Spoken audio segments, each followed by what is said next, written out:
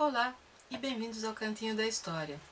O episódio de hoje vai para o Rodrigo Rodrigues, que me pediu para falar sobre anacronismo e anacronismo na Bíblia. E é um tema, no mínimo, polêmico. O que é o anacronismo, que a gente sempre cita? Anacronismo é uma palavra que faz parte do jargão de todo historiador.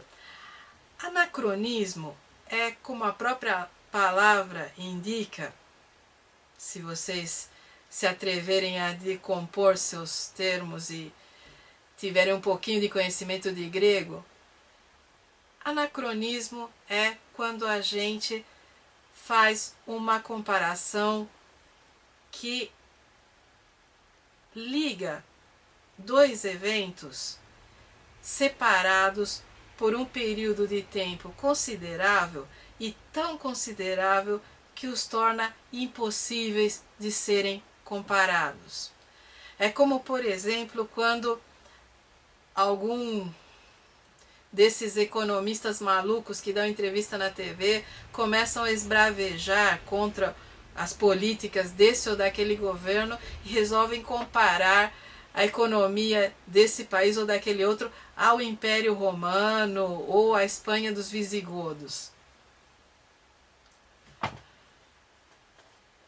Existem em história, e existe até nos Estados Unidos, o costume da história comparativa, que pega dois países ou duas formações culturais diferentes e as compara dentro de parâmetros de semelhança. Fora isso, você usar conceitos como marxismo em uma época em que o marxismo não existia é anacronismo. Você dizer que Júlio César era misógino é anacronismo, porque a misoginia enquanto conceito não existia na época de Júlio César, que é a mesma coisa que chamar, por exemplo, Carlos Magno de racista. Por quê? Porque o racismo, enquanto corpo conceitual, não existia na época do Carlos Magno. Então ele não pode ser adjetivado com uma característica que não existia no momento da sua vida. Eu não sei até que ponto isso fica claro para quem não é da área. Para o historiador é muito fácil reconhecer quando uma comparação é anacrônica ou quando alguém de outra área está comparando coisas que não são comparáveis ou está oferecendo adjetivos que são totalmente inadequados para a situação em análise. Isso tudo, claro, como é que a gente pode lidar com o anacronismo na Bíblia? Primeiro temos que pensar que a Bíblia foi escrita e compilada em um período de tempo tão extenso que é claro que existem anacronismos nela.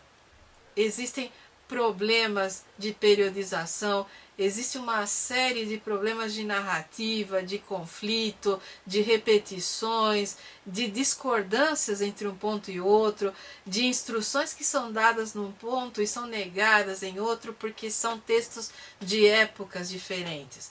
Fora isso, existe uma outra questão que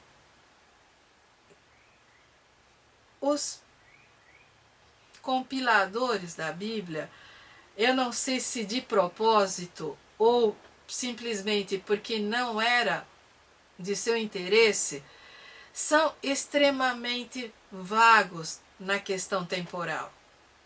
E para nós historiadores, o rigor na periodização é extremamente importante, então dificilmente se pode dialogar com a Bíblia, porque quando o cara está narrando, o autor desse ou daquele livro é sempre no tempo de Herodes, no tempo de Salomão, e não especifica qual é o tempo de Herodes, qual é o tempo de Salomão. Mesmo quando a gente vai e encontra um Herodes histórico, poucas vezes existe semelhança entre o que a Bíblia está narrando e a existência desse Herodes. Isso vale para Moisés, Davi, Salomão. a impressão é que a Bíblia o tempo todo se refere a um tempo mítico e não a um tempo histórico. E isso é claro, os primeiros livros da Bíblia são totalmente míticos. Não há como inserir isso em qualquer calendário histórico conhecido. Nos textos em que se refere a reis com períodos definidos historicamente, a Bíblia é extremamente vaga. É difícil trabalhar qualquer conceito de tempo nela, porque ela, além de ser vaga, trabalha com um tipo de narrativa em que o tempo se passa de maneira não sequencial, não cronológica. Há uma pretensa linearidade que, na hora em que a gente se defronta com o texto escrito, se perde completamente. Então, dificilmente um historiador consegue dialogar com a Bíblia em termos historiográficos, e isso seria um anacronismo. Seria um anacronismo por quê? Porque o período de formulação, compilação e confecção da Bíblia é um período pré-moderno. É um período antes de Galileu, antes de qualquer noção de ciência, antes da própria noção do heliocentrismo.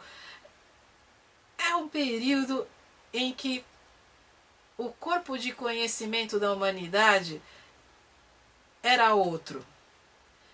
E mesmo o corpo de conhecimento existente nesse período não está em diálogo com a Bíblia, porque a Bíblia foi escrita por comunidades que se encontravam fora dos meios intelectuais da época. Por exemplo, se vocês pensarem na Grécia, a Grécia estava anos-luz de distância em termos de conhecimento do universo das pessoas que escreveram a Bíblia. Da mesma forma que Damasco e outras grandes capitais do mundo antigo também tinham seus corpos de conhecimento extremamente sofisticados, e nada disso sequer influenciou a confecção da Bíblia. Então, é um texto que está fora dos padrões científicos até da época em que foi confeccionado. Como é que nós vamos exigir da Bíblia rigor científico? Ela não tem. Dito isso, devemos ou não devemos criticar a Bíblia? Criticar a Bíblia é anacrônico? Eu proporia o seguinte: criticar a Bíblia a partir de um domínio historiográfico é anacrônico, sim. Quando muito, é uma grande ingenuidade. Agora, criticar a Bíblia dentro dos parâmetros culturais em que ela foi produzida e criticar quem usa a Bíblia anacronicamente nos dias de hoje, isso nós podemos.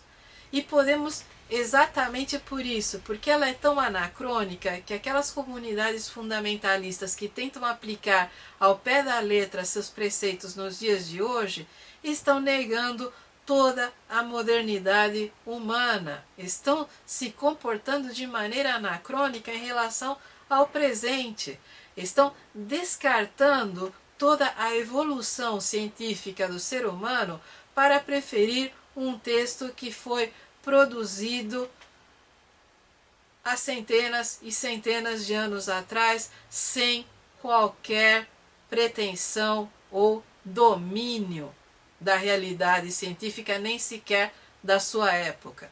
Então, quando os fundamentalistas reivindicam a aplicação literal da Bíblia, eles estão sendo anacrônicos. E nós podemos criticá-los.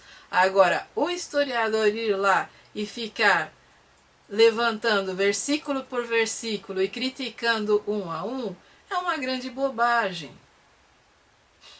Eu não vejo nenhum historiador questionando o mito de Prometeu, os mitos nórdicos, o Valhalla, Odin, Thor, O máximo que eu vejo é que quando o cinema americano faz um daqueles filmes totalmente ridículos sobre mitologia, as pessoas se ergam e digam, não, imagina, o texto não era assim. Mas eu não vejo nenhum historiador criticando as noções míticas do Valhalla ou do Olimpo. Então por que o historiador deveria criticar a Bíblia se a Bíblia está no mesmo repertório de mitos do Valhalla e do Olimpo? Agora, essa é a minha opinião. Como eu já disse aqui muitas vezes, eu estou aberta ao diálogo e o espaço aqui do cantinho é para isso. Vocês têm os comentários, a gente pode se comunicar e podemos discutir isso. Eu sei que sempre que eu posto um vídeo discutindo as escrituras, aparece um monte de gente com questões e considero isso um privilégio. Não me importo de responder, não me importo de dialogar. Se você não concorda com a minha opinião, ótimo! Mande a sua e a gente conversa. Se você tiver mais alguma questão a propor, pode mandar que eu respondo.